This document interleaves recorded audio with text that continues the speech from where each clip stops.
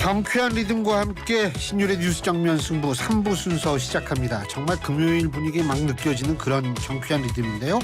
자, 언제나처럼 말씀드리는 거 있죠. 유튜브 들어가셔서 YTN 라디오 구독해 주시고요. 신율의 뉴스 정면 승부 좋아요와 댓글 부탁드리겠습니다. 자, 신율의 뉴스 정면 승부 3부 순서 그리고 4부 순서는 이번 주 승부로 꾸며지죠. 오늘 함께해 주실 두 분 소개해 드리겠습니다. 인사이트 K의 배종찬 연구소장 나와 계십니다. 안녕하십니까? 안녕하십니까?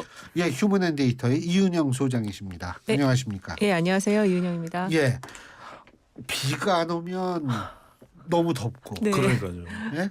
오늘 완전 후덥지근해요, 진짜. 예. 아니 이제 슬슬 안경 끼신 분들은 안경이 김설이요. 이게 차에서 딱 내리면 안경이 확 그냥 김 서려가지고 안 보이는. 근데 뭐 잘 모르시겠지만 우리 저는 배 소장님 두 분 다. 김은 먹는 걸로만 생각하고 있죠. 아, 그 저 방송 하셔 뭐. 네네. 예. 자, 오늘 우리 배 소장님 승자 누굽니까? 장미란 와, 지금 금메달입니다. 장미란. 아, 근데- 시원하네요. 샤우팅 네. 시원하네. 왜 그러냐면 네. 이렇게 운전하시다가 저희 방송 들으시는 분들 잠이 확 깨실 수 네. 있도록 잘했어요. 예. 그 당시에 정말 그렇다고 자주 지르 소리 지르는 얘기는 천건 만건의 그 역기를 들어올리면서 정말 전 세계를 들어올린 거 아니겠습니까? 아, 그럼요. 아 정말 중국 티르키에 다 제치고 장미란.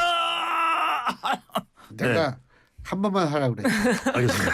그런데 우리 기억 속에 있던 그 금메달리스트 정말 전사 장미란이 체육부 차관으로 맞아요. 이건 정말 성자를 다른 사람을 뽑을 수가 없더라고요. 여하튼 저는 뭐 대통령의 인사에 대해서는 지금 여러 가지 할 말들이 많으실 거예요. 그리고 각 시사 프로그램마다 뭐 이 논란도 있고 또 긍부정이 교차하고 있고 근데 저는 하나로 그래도 모아지는 것은 장미란 교수, 장미란 선수에 대한 기대감 이건 또 있는 것 같아서 뭐 다른 사람들은 이야기를 해봐야 상당히 또 이제 스트레스 받으실 것 같아서 저는 장미란 선수를 택했습니다. 근데요, 진짜 배 소장님 말씀하시는 것처럼 한 분야에서 네. 그 정도의 업적을 쌓는 분들은 이거는 뭐 개인의 관리뿐만 아니라 엄청난 성실함 그리고 인내심. 네. 이 훌륭한 아주 그런 훌륭한 성품을 갖지 않으면 그 정도까지 못 됩니다. 이게 스포츠 선수들이 스포츠 스타들이 이제 그런 뭐 여러 번의 그 이제 그 삶을 사는 것 같아요. 근데 이게 30대 이렇게 성공을 이루기가 쉽지 않거든요. 근데 이미 이제 그 스포츠 분야에서는 다 이뤘고 그다음에 이제 관계로 이제 진출을 한 거잖아요. 그래서 기대가 많이 되고 이게 이제 그 관계가 끝나고 나면은 관료의 어떤 생활이 끝나고 나면 또 어떤 또 일을 할까 학교로 가겠죠. 그렇죠. 학교로 예. 가겠죠. 보통 코스가 그런 이게 것 같아요. 국회의원을 출마하면 네. 그래서 당선이 되면 학교에서 자동 해직됩니다. 요새는 교수들. 예. 근데 이 관계로 진출하는 건 상관없어요. 그렇죠. 그렇구나. 그걸 또 용인해 주기 때문에 용인 되겠죠. 네. 근데 이제 지금 중요한 것이 이게 말문이 막힌다는 게 이런 거군요. 그렇습니다. 잘 갖다 예. 붙여요. 정면 승부를 하는데 지금 장미란 교수, 장미란 차관 지명자의 경우에는 또 만나이 지금 39세 MZ 세대. 이제 많은 빼도 돼요. 6월 28일부터. 아 그렇습니까? 이 국가 시정에 적극 공부를 하셔야지. 네, 알겠습니다. YTN. 네. 그래서 이제 MZ 세대 또 이 차관이기 때문에 예. 상당히 또 기대감인데 방금 전에 말씀하셨는데 이제 차관직을 끝내고 어떤 행보냐라고 이제 많이들 예상을 하시는데 학교로 돌아갈 가능성이지만 장미란 이제 선수의 경우에는 계속해서 그동안 영어 공부하면서 IOC 위원을 또 노리고 있어요. 그래서 만약에 이제 행정 경험도 한 국가의 대한민국 정도 규모의 차관직을 지내고 나면 이 올림픽위원회의 IOC 선수위원인가 위원도 그렇죠. 선수 그 위원이죠. 상당히 가능성이 높아지면서 앞으로의 그러네. 이 원주의 딸입니다. 강원도 원주. 그래요? 예, 그래서 지금 장미란 선수가 지금 강원도가 지금 덜썩덜썩 하고 있는 상황입니다. 강원도의 힘. 네. 제가 몇 년 전에 장미란 선수가 이제 학교로 가면서 외모 이게 얼평은 아닌데 외모가 굉장히 뭐 여성스러워졌다 그런 기사를 본 적이 있어요. 그래서 우리가 이제 역도 선수 장미란에서 뭔가 굉장히 여성스러워진 교수로서의 장미란 그게 한 몇 년 전에 기사를 봤었는데 그 사이에 이제 이 장미란 선수가 굉장히 또 자기 분야에서 착실하게 굉장히 후진양성에서 노력을 많이 했더라고요. 장미란 재단도 만들고. 네, 재단 만들어가지고 장미란 재단이요. 한 70여 명의 그 청소년 선수들을 계속 후원을 하면서 그 아버지가 또 그 재단의 이사장인가 그렇게 하시면서 그런 좋은 역할을 했다고 해요. 정말 우리들이 꿈꾸는 그런 역할이에요. 자기 분야에서 성공하고 후진양성하고 학계도 진출하고 관계도 근데 진출하고. 우리 분야에서 성공하면 뭐가 되는 거예요? 예? 아무래도 이제 이 정치 쪽은 뭐 아무리 성공해도 욕만 먹을 것 우리 같은데. 배 소장님은 이제 이미 하나를 잃었어요. 지금 현재. 여기서 이제 성공하면 우리 신율 교수님처럼 YTN의 진행자가 돼요. 그렇죠. 이거 회의사가 굉장히 좋아하시는 멘트만 하시네. 아, 그렇구나. 그리고 이제 예, 관계를 예. 진출하면 이제 뭐 대통령실에 무슨 이제 공보 수석이라든지. 그건 이제 욕만 먹는. 네. 예. 아니 근데 이게 또 장미란 선수가 대단한 것이 또 이게 또 이 역도라는 종목이 사실은 그렇게 비인기 인기 종목은 종목이죠? 아니거든요. 아니죠. 비인기 종목인데도 꾸준히 이제 또 관심을 모았고 또 하나 이제 많은 사람들이 칭찬하는 게 힘을 쓰는 운동은 이른바 스테로이드 이른바 도핑 테스트에 걸릴 가능성이 상당히 높습니다. 그래서 수많은 선수들이 메달을 땄다고도 놓치는 경우들이 많거든요. 땄다가도 뒤에 이제 도핑 테스트를 해서 이게 금지 약물을 복용했구나. 근데 제가 알기로는 그거는 다 알려진 사실인데 장민환 선수는 단 한 번도 그런 적이 없어요. 정정당당한 승부를 냈고. 예. 원래 착실해 보이잖아요. 성실해 그러니까요. 보이잖아요. 맞아요. 예. 그럼요. 그래서 앞으로 이 선수들과 관련된 그 담당 외에 몇 가지 이제 체육 행정을 담당하는데 정말 저는 거침없이 좀 해야 될 그런 일들. 기존에 또 선수 출신이 지난 정권에서는 이제 최윤희 선수가 있었죠. 그렇죠. 그 배우자가 이제 백두산의 네. 락커 맞아요. 유현상이었는데 유현상 맞죠? 네, 예. 맞아요. 그랬는데 저는 이제 선수들이 이렇게 행정 분야에 진출해서 가져올 수 있는 장점이 분명히 있다고 볼 수 있는 게 예. 이 현장의 상황을 누구보다도 잘 알고 있기 때문에 좀 그런 부분들을 장미란 차관이 좀 적극적으로 해 나갔으면 하는 마음도 간절합니다. 자, 이 소장님 승자. 저는 승자를 박영수 특검으로 꼽았어요. 지금 분위기가 조금 달라요. 예, 이제 구속영장 기각이 됐는데 박영수 특검, 그러니까 전 특검 이분만 된 게 아니고 이분의 최측근이 양재식 전 특검보도 같이 기각이 됐거든요. 예. 근데 이게 이제 이 법원에서 영장이 기각됐기 때문에 그 이제 이게 결론적인 얘기는 판사를 좀 비난할 수도 있는데 이게 지금 내용은 검사를 많이 비난을 하더라고요. 수사가 잘못됐기 때문에 기각된 것이 아니냐.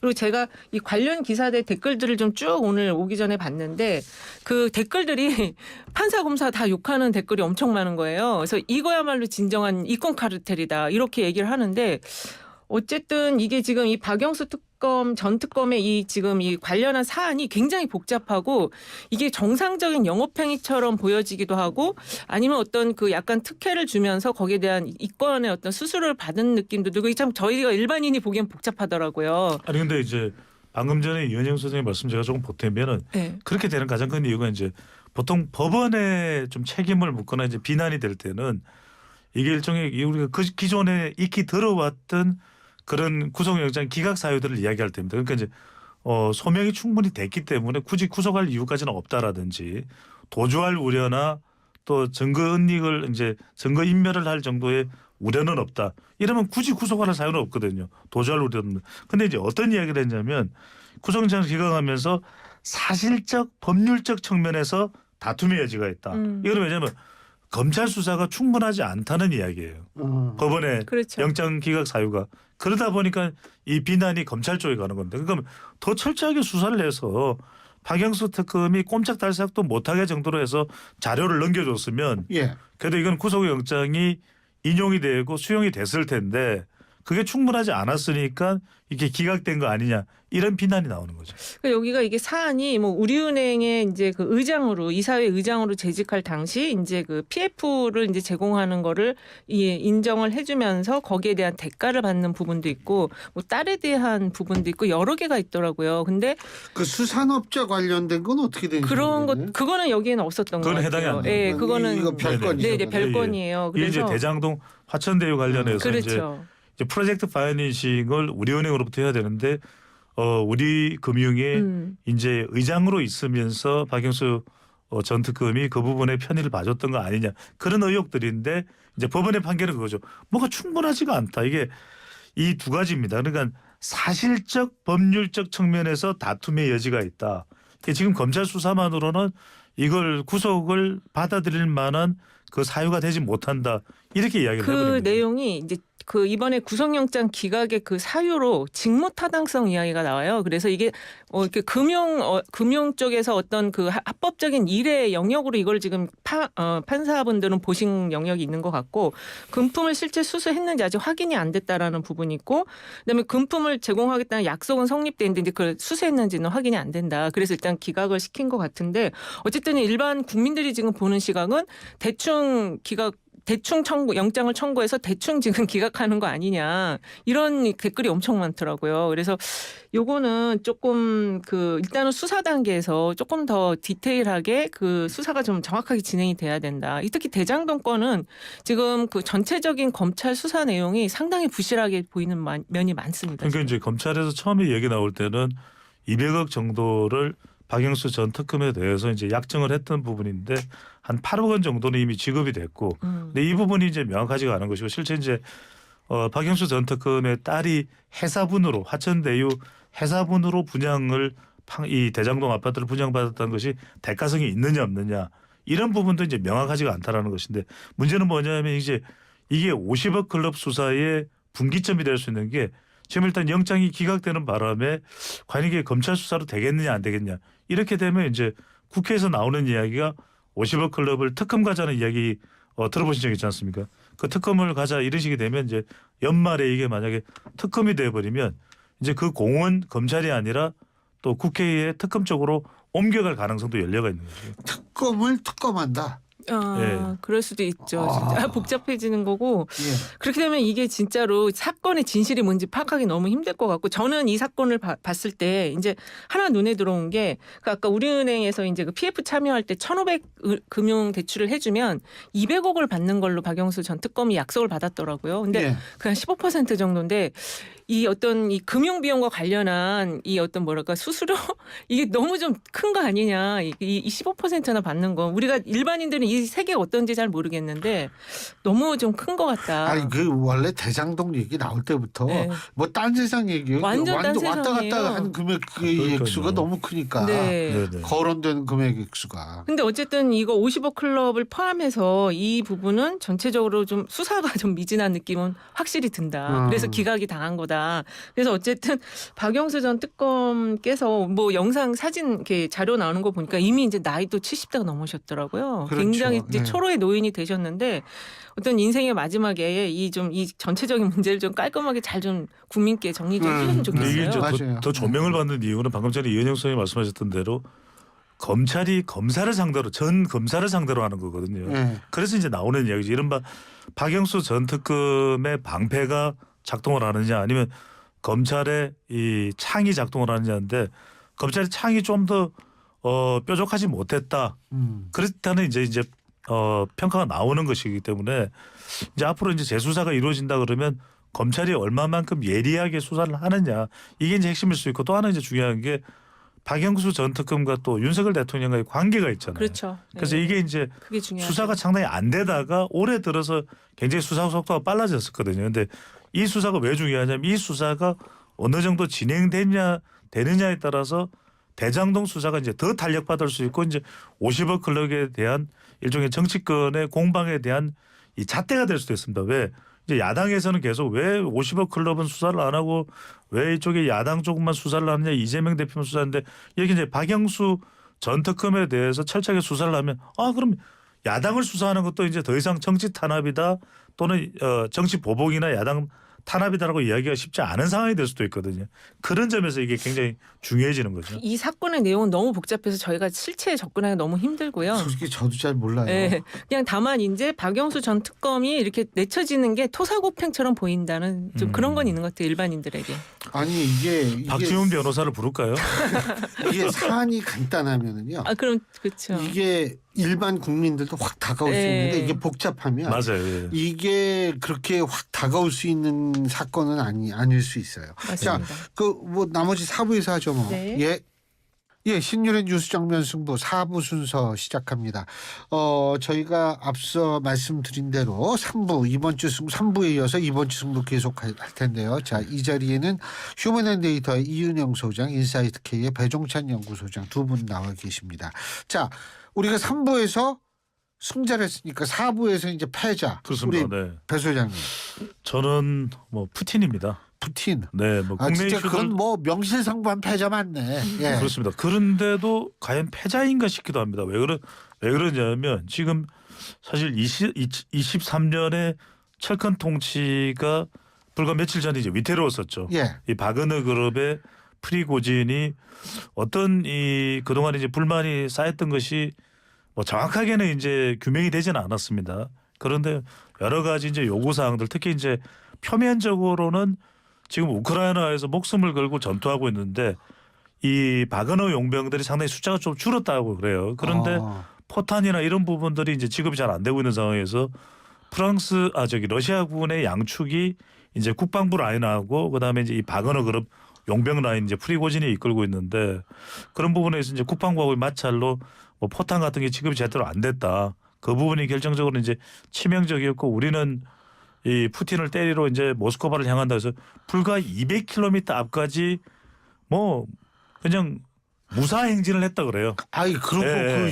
저 시민들이 엄청 환영하더만요. 그런 이유는 뭐냐면 실제로 러시아군 출신이면서도 가장 많이 실전에서 이 훈련이 돼 있고 또 전쟁 경험이 있는 용병들이죠. 말 그대로 이제 뭐 최정예 군대라고 봐도 과언은 아닌 것이 이제 바그너 그룹이기 때문에 이들이 이제 혁혁하게 전공을 세우면서 그런 영웅 대접을 받았습니다. 그런데 이제 한순간에 일종의 쿠데타 세력으로 이제 돌변한 그런 상황에서 왜 이 이른바 푸틴의 요리사라고도 불리고 원래는 이제 요리업을 진짜 요리사였대요. 예, 요리업을 맞아요. 했대요. 요리업을 했고 너무나 이제 푸틴이 좋아했고 그러면서 이제 용병 사업 사람을 좋아했는지 요리를 예. 좋아했는지 모르지만 용병 사업을 시작했고 이제 프리고진이 그걸 이제 이끌면서 또 이제 프리고진이 인기를 많이 얻었던 이유가 이 바그너 그룹 용병들을 굉장히 이제 잘 보살펴주고 굉장히 또 쇼맨십도 좋다 그래요. 그러다 보니까 일각에서는 이런 프리고진의 인기를 좀 질투하는 이 푸틴이 상당히 이제 이 프리고진을 노리고도 있었었다. 뭐 여러 가지 이유들이 있어서 심지어는 러시아 전문가들도 이게 무슨 내용이냐. 근데 독일에서 공부하셨으니까 교수님도 러시아 관련된 사항 좀 잘 아실 거 아니에요. 아니 뭐 저는 러시아 쪽은 잘 모르는데 네.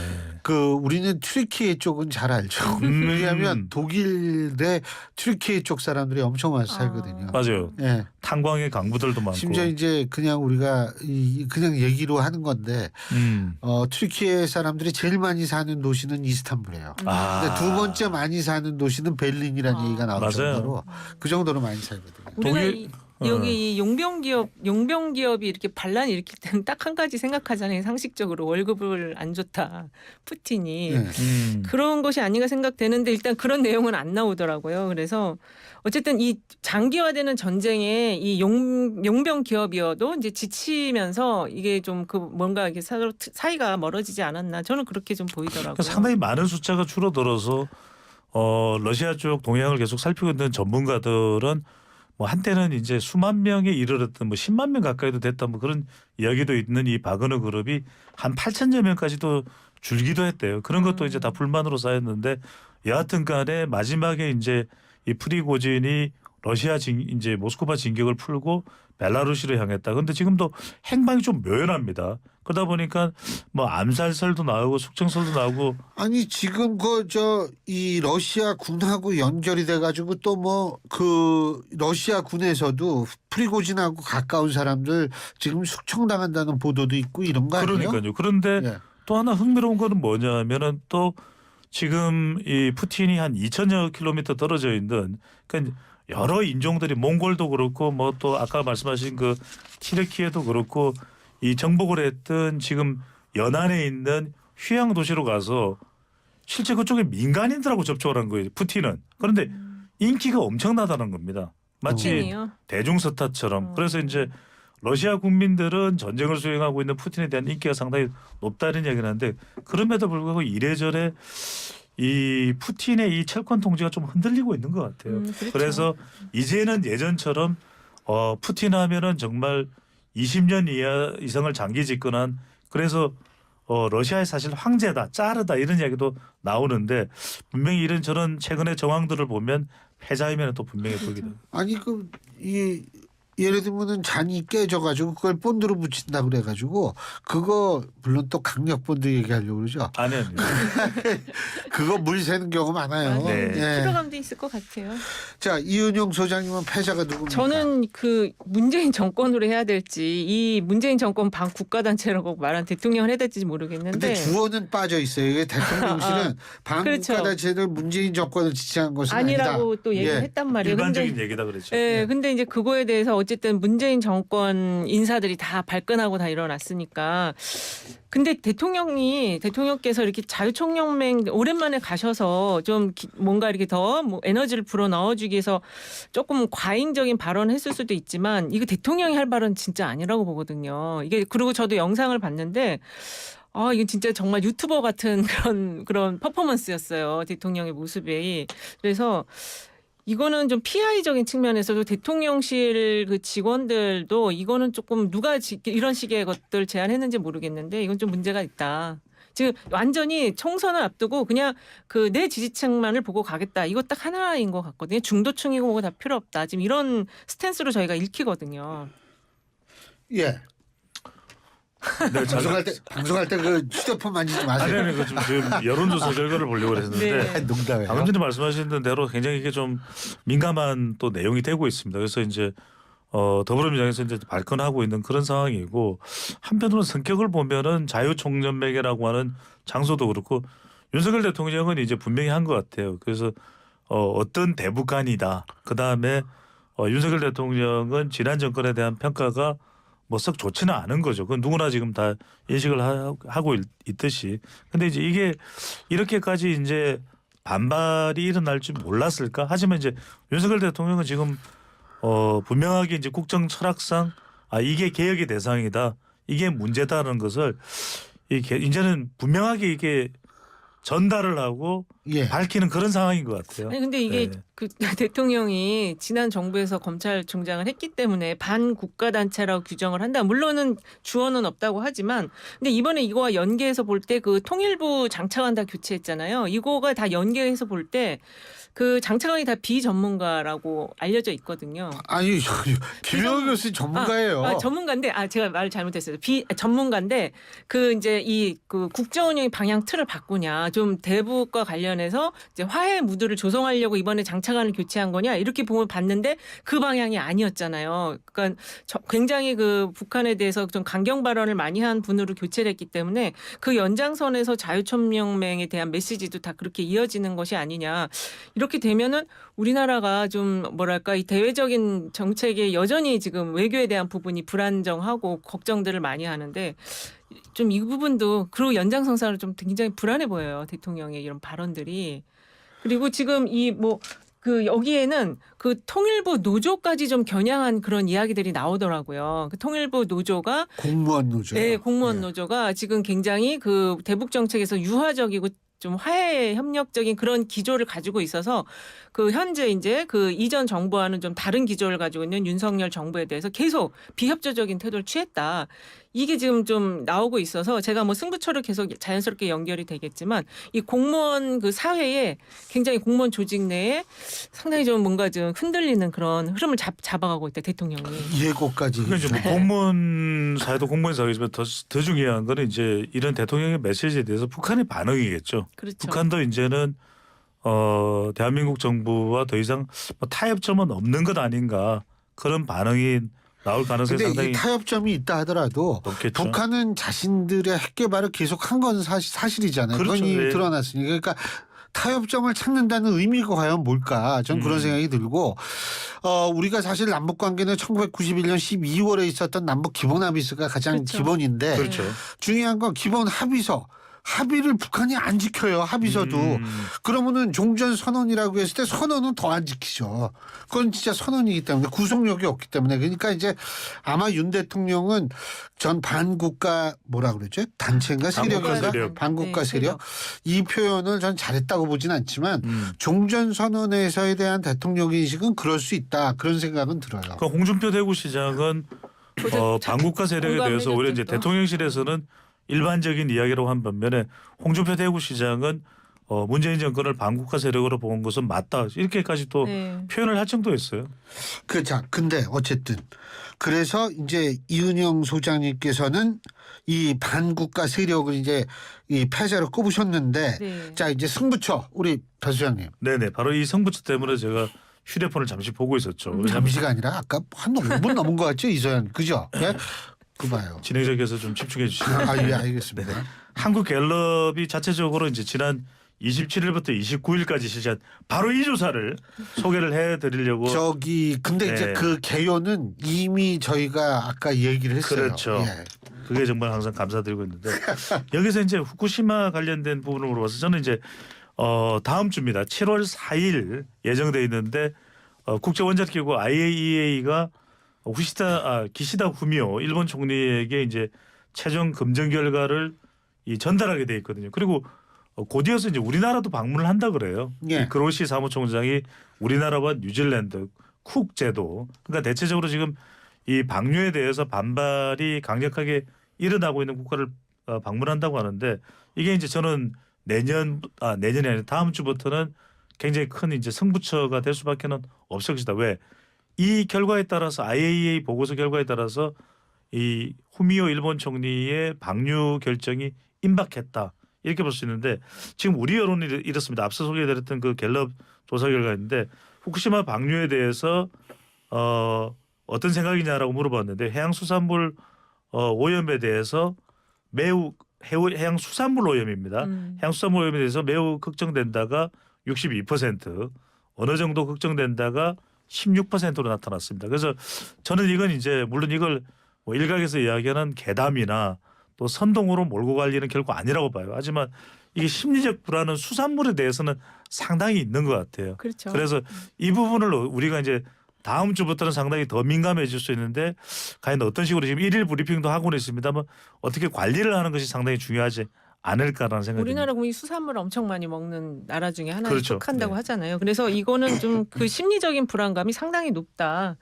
그리고 이제 이게 계속 말씀드리지만 이 엄마들에게 이게 굉장히 심리적인 불안이 커지면 대통령 지지율도 결국 떨어질 수밖에 없거든요. 근데 하여간 걱정입니다 이게 지금. 네. 이거에 그래서 대해서 정부가 좀 적극적인 대응을 좀 취해줬으면 좋겠어요. 너무 근데 소극적이에요. 근데 이제 어쨌든 저는 걱정하는 건 당연하다고 봐요. 네. 근데 이제 정부와 야당도 마찬가지입니다. 그렇죠. 정치권의 일은 이 걱정을 공포로 키워서는 안 된다고 그건 봐요. 안 되죠. 참 예. 힘든 지점인데 꾀를 잘 내서 말을 그러니까 이제- 선택을 잘해야 되겠네요. 예. 근데 이제 어쨌든 아까 사무총장 이름이 뭐죠? 그로시.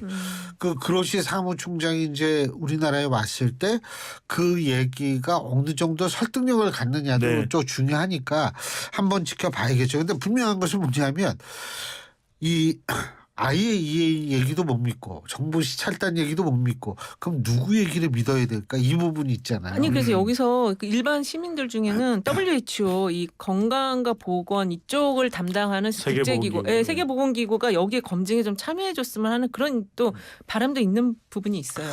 그러니까 뭐 하여간 일단은 다음 주에 오나요? 그로시 사무총장. 그러니까 후미오 일본 총리에게 보고하고 난 이후에 온다 그러니까 교수님 말씀대로 저도 이제 조금만 진행자 말씀대로 덧붙이면은 여야가 이렇게 먹방을 하거나 또는 단식을 하거나 저는 장애투쟁을 할 거 아니라 국회 다수당인 민주당도 그 머리를 맞대고 국민 불안감을 또 수산물 관련된 이해 당사자들이 있거든요. 일본도 후쿠시마 현지 어민들은 상당히 민감해요. 그래서 저는 이런 부분들을 어떻게 우리가 좀 해결책을 만들어 갈까 그 논의를 하는 것이 더 필요한 일이겠죠. 자, 이 소장님. 네. 이 소장님 승부처. 저는 장차관 인사와 공직사회 조직 분위기를 이제 향후 승부처로 꼽았는데요. 아까 말씀드린 것처럼 지금 통일부의 그 노조에 대한 타겟을 대통령이 직접 한 것 아니냐 이런 이야기가 나올 정도로 공직사회가 굉장히 지금 흔들리고 있다고 하는데 특히 이제 차관 인사에서 5명이 대통령 비서실 인사들이 갔잖아요. 그리고 대통령이 이제 간 것까지는 뭐 그럴 수 있다고 보는데 대통령이 이들과 대화를 이제 식사하시면서 대화한 요구, 이제 부처에 가서 어떤 걸 하라는 요구에 이 약탈적인 이권 카르텔을 좀 가서 혁파를 해라 이렇게 얘기를 하셨다고 해요. 근데 대통령의 발언이 왜 이렇게 너무 그 부정적인 네거티브적인 게 왜 이렇게 많은지 막 가짜 그 뉴스 막. 카르텔은 네. 좀 너무 자주 등장한다는 아니 비판이 이번에 있더라고요. 약탈적이 붙었어요. 그래서 뭐 이 단어에 그 꽂히셨나? 약탈 솔직히 붙으나 안 붙으나 카르텔하면 이게 안 긍정적인 좋죠. 이미지를 안 그런데 이제 주잖아요. 이 내용을 들여다 보면은 조금 주목을 할 부분이 있는 것 같아요. 왜냐하면은 이제 대통령이 지적한 부분 중에서도 가령 이제 정부 부처에서 관료로 있으면서 일선의 대학 교육기관에 가서 뭐 이제 처장을 맡는다든지 네. 행정처장을 뭐 사무처장을 만든다든지 이렇게 해서 뭔가 국립대학 말씀하시는 그렇죠. 거죠? 네, 그렇습니다. 예. 그런 것들도 이제 지적을 하고 이제 이런 부분에 대해서 우리가 이제 문제시 되는 부분을 체결해 나갈 필요는 있을 것 같아요. 이제 중요한 건 이런 부분이겠죠. 대통령실에 있는 5명의 보좌진들이 비서관이 됐든 차관으로 갔다라는 것은 13명 중에 이제 5명입니다. 그만큼 뭔가 장관들만으로 지금 국정 운영에 있어서 장악이 좀 그러니까 속도면인 것 같아요. 속도가 너무 느리고 이게 추진이 그러니까 마치 이제 배가 움직이지 않으면 속도가 너무 느린 배 같으면 이게 움직이는지 이동을 하지 않는지 알 수 없다. 이런 표현을 이도훈 대변인도 했거든요.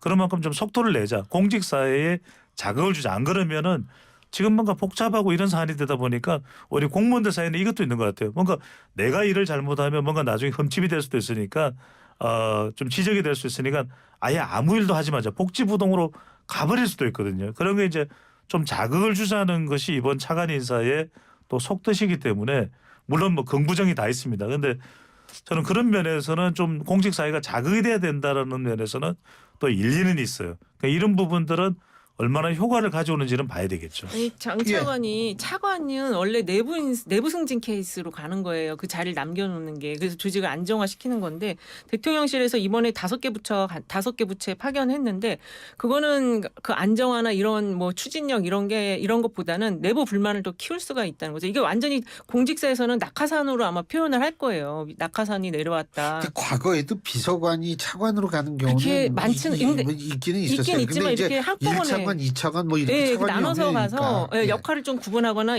한두 명 가는 거지 이렇게 한꺼번에 5명이 대통령실에서 몽땅 내려간 적은 없었고 이거와 함께 지금 그 검찰 특활비가 지금 뉴스에 계속 나오고 있는데 290억을 전체 현금으로 다 배분해서 썼다고 하잖아요. 그러니까 이거는 이 약탈적 이권 카르텔과 이렇게 견주어서 볼 때는 너무 좀 내로남불적인 행태였다. 대통령 공무원이셨으니까 이전에 대통령 하시기 전에 그래서 지금 이 대통령의 인사가 제가 보기에는 공직사에 활력을 넣고 국정 운영의 어떤 추진력과 에너지를 더 넣으려고 한다고는 하시지만 완전히 불만의 도가니로 만들 수가 있다 이런 생각이 들어요. 한 가지만 분명히 이제 지적을 해보면 미국 같은 사회에서도 뭐 심지어는 차관보도 정무직 성격이 강하거든요. 그러니까 이제 공무원들이 당연히 내가 여기서 승진하면은 국장 이후에 차관보 거쳐서 차관도 우리 자리다. 저는 그런 인식도 좀 벗어나야 될 것 같아요. 왜냐하면 차관만 심지어는 차관보 같은 경우도 상당히 정무적 인식이 강해요. 그런데